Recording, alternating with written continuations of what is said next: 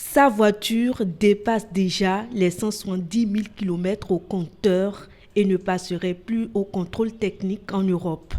Mais pour Adam Adebiyi, elle est comme neuve.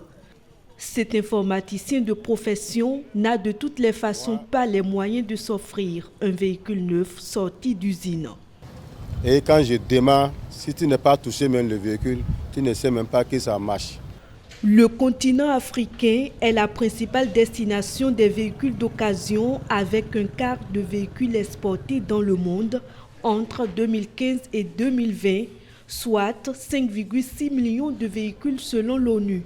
Le constructeur automobile sort ses véhicules avec des normes qui sont souvent beaucoup plus sévères que la norme législative. Ici, par exemple, c'est un exemple d'analyse de gaz où nous avons le taux de CO qui est à 0,68%.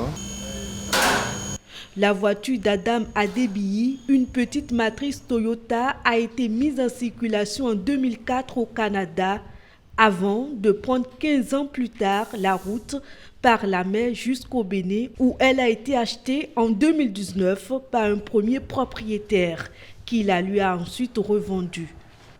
Lorsque nous choisissons un matériel qui est déjà vieux de 10 ans, nous ne pouvons plus espérer avoir la même pollution qu'un véhicule qui est neuf. Aujourd'hui, la solution, c'est de descendre dans les garages, de sensibiliser les garagistes, de leur dire souvent quand les clients viennent, d'acheter les pièces de rechange de qualité, les huiles de vidange de qualité, ceux qui ont les moyens de s'acheter les voitures électriques, mais on n'est pas nombreux à avoir les moyens pour pouvoir s'acheter ces véhicules électriques ou encore ces voitures neuves vendues par les concessionnaires.